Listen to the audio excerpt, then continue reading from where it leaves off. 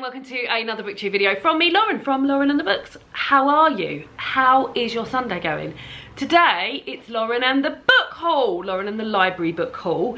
Very, very excited to share with you the books that I've got out from the library at the moment. Some of these may well have featured in a Friday reading vlog, in a previous library haul. I'm very prone to renewing books for as many times as I can, and then if I haven't read them, then returning them and getting them straight back out again. I love to celebrate a library haul. I really enjoy making library hauls, watching library hauls. I love hearing how other people's libraries work.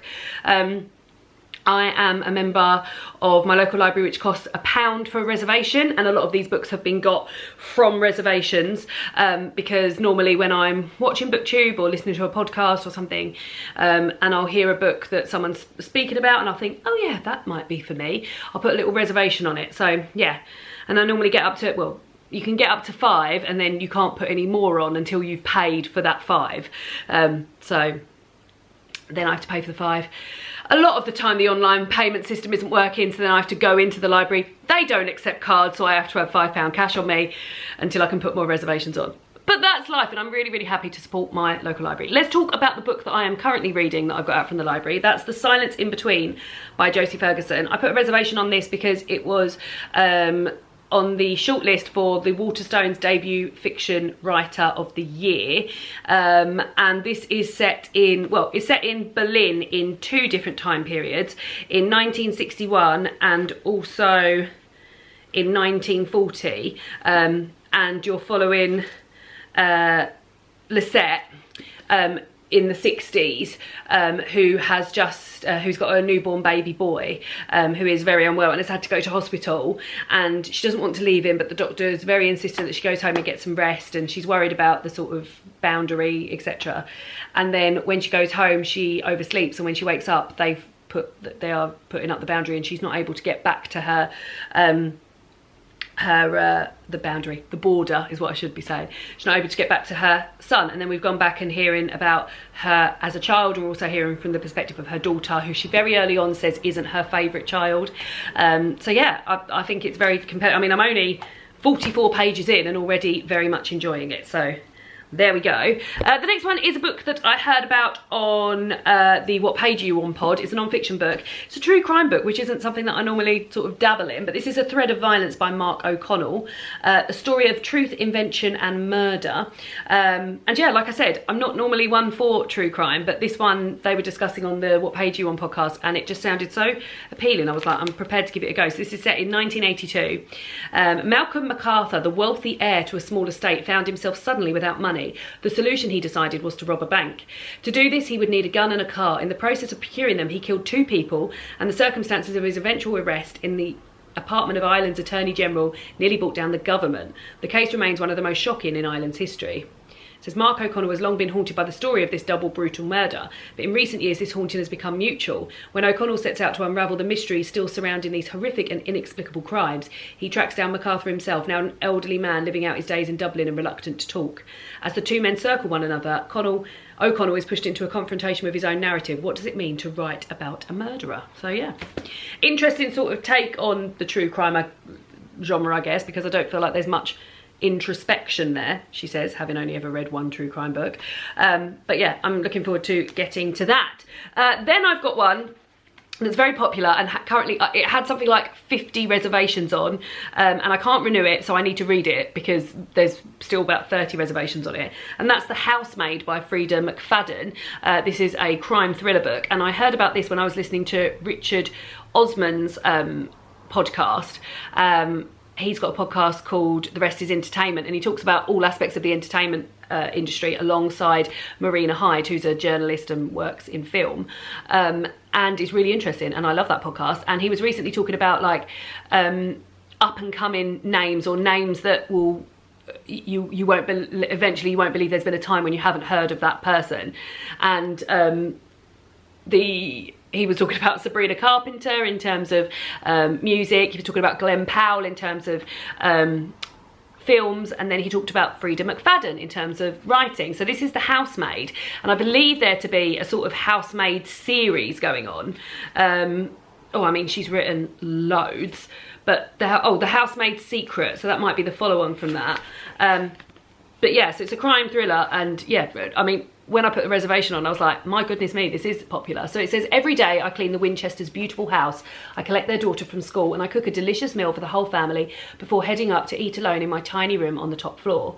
I try to ignore how Nina Winchester makes a mess just to watch me clean it up, how she tells strange lies about her own daughter, and how her husband seems more broken every day. But it's hard not to imagine what it would be like to live Nina's life. The walk-in closet, the fancy car, the perfect husband. I only try on one of Nina's pristine white dresses once, but she soon finds out, and by the time I realise my bedroom door only looks from the outside, it's far too late.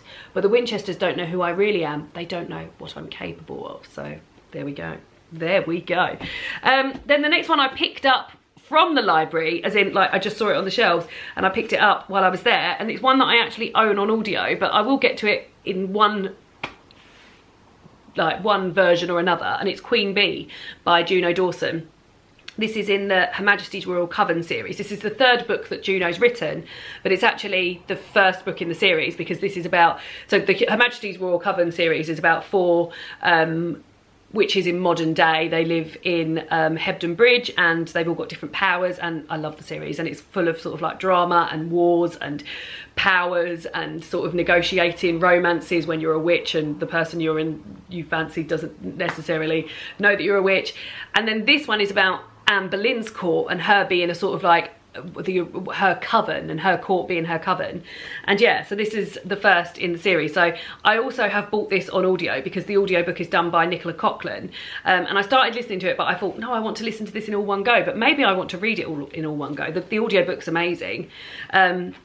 But what I will say is that in something like this, oh, it's got a lovely little map at the beginning and a family tree and a list of the characters, which I listened to when I listened to Nicola Coughlan read that through. But then sometimes when there's a list of characters, it's nicer to refer back to it. So we shall see, but I have it now in this form too. Then I've got, sadly, this one's got to go back, and it's got, like, I can't renew it anymore. It's The Secrets of Heartwood Hall by Katie Lumsden. BookTube's own Katie Lumsden. Historical fiction. This was going on my autumn TBR. I'm going to see if it's got 1 reservation on it, so I'm going to see if I can get it back out again. Sometimes, I don't really know the rules behind it, but sometimes if it's only got 1, 2 or 3 reservations on it, it lets me get it back out again. So by the time I return this, hopefully it will have no reservations on it and I'll be able to return it. But yeah, this is about Margaret Lennox, who's recently widowed and is in need of a position. It must be far from the past that still haunts her. She finds what appears to be the perfect engagement, governess to a child at an isolated country house. Yet from the first, Heartwood Hall is unwelcoming. Why do the locals eye her employer, widowed Mrs. Eversham, with suspicion? What is hidden in the abandoned East Wing? Who are the strangers coming and going in the dark? Heartwood Hall conceals mysteries, perhaps even danger, but Margaret bears her own secret, one she fears more than anything. So yeah, that just screams autumn to me. So I need to see if I can get it back out again. If not, another reservation will be going on it. So this is Hey Zoey by Sarah Crossan. Sarah Crossan is an author of mine that I've read many times over the years, and she ordinarily writes in verse, and this is I think this is a YA novel that isn't written in verse, which is mad. I've never read a Sarah Crossan novel not in verse, so I believe it's to be about AI. I've just realised that one of the main characters is called Dolores, and I've got a very dear friend called Dolores, so that's lovely. It says here, it's a provocative, tender and darkly funny novel that explores the painful truths of modern day connection and all the complicated and unexpected forms that love can take in a lifetime. Imagine discovering an animatronic sex doll hidden in the garage. What would you do? Dolores initially does nothing. She assumes the doll belongs to her husband David, and their relationship is already strained. They're not young, they're not old, they have no children, they keep up with the markers of being middle class, and Dolores is well versed in keeping men's secrets.